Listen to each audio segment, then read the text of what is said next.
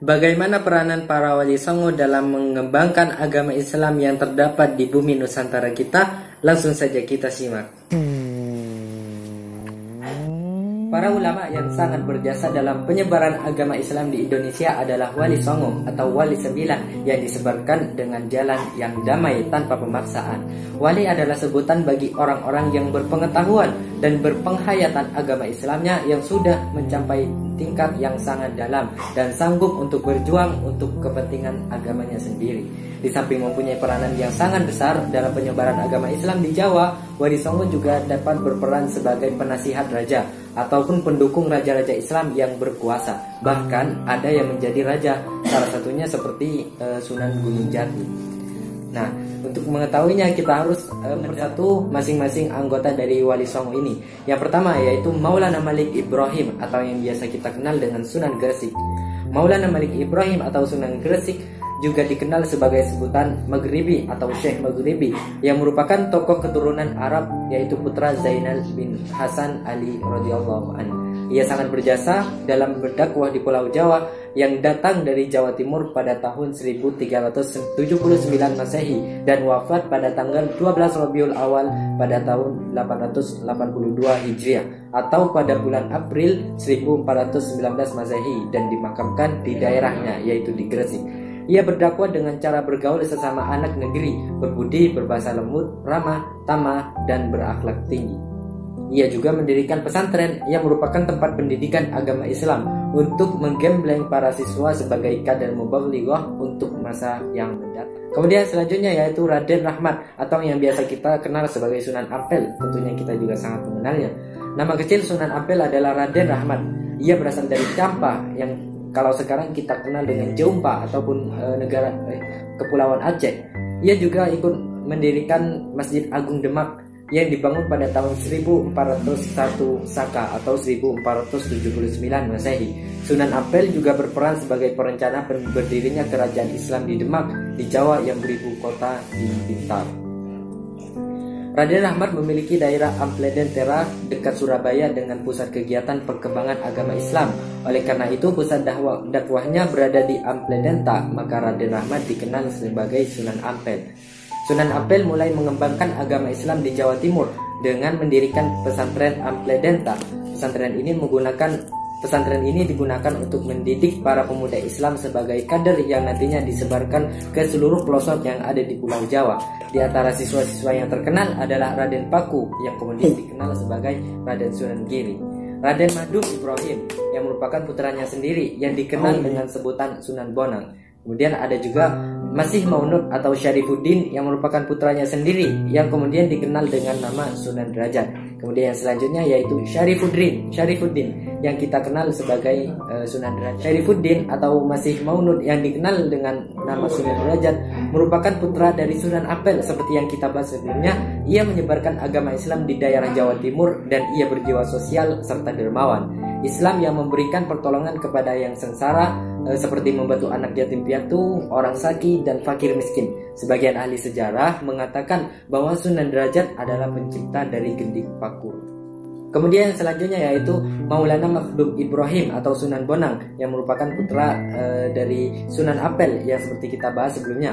Raden Maulana Makhdum Ibrahim yang dikenal dengan nama Sunan Bonang semasa hidupnya giat sekali menyebarkan agama Islam di daerah Tuban dan menjadikannya sebagai pusat kegiatan penyebaran agama Islam oleh Sunan Bonang. Kemudian selanjutnya yaitu Sunan Giri yang dikenal sebagai Raden Paku.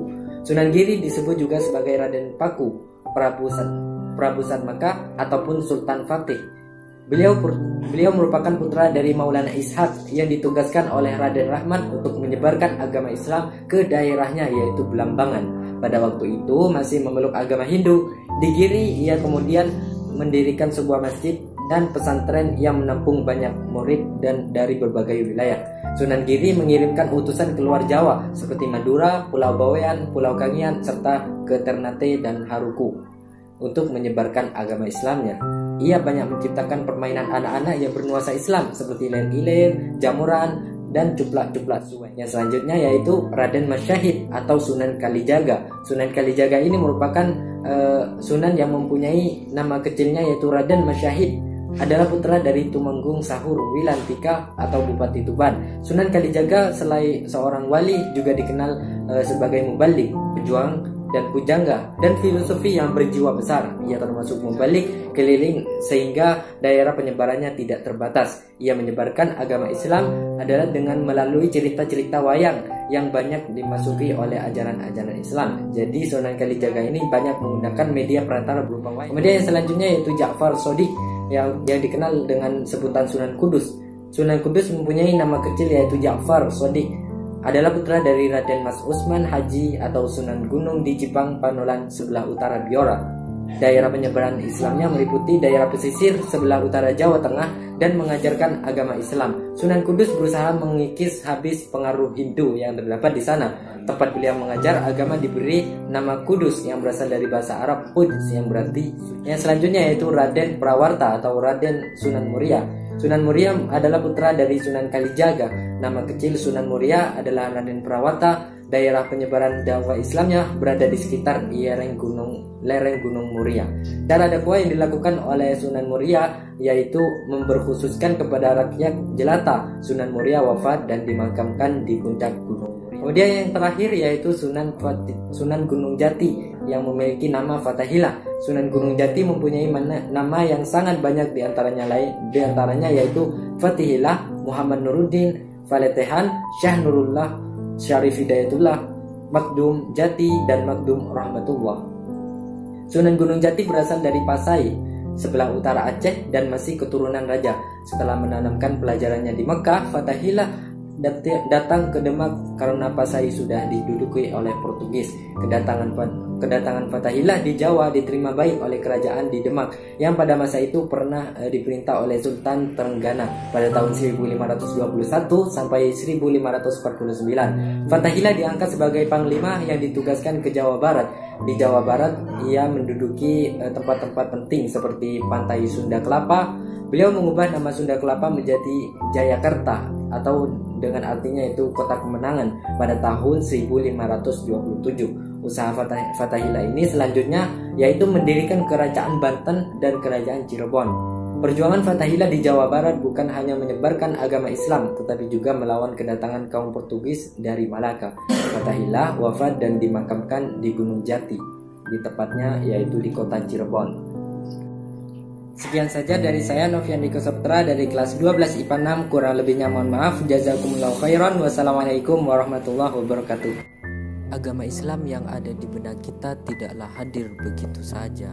Ada banyak perjuangan yang dikorbankan agar kita dapat menuntun jalan yang benar, dan semua itu hanya kita dapat pada sejarah kebudayaan Islam.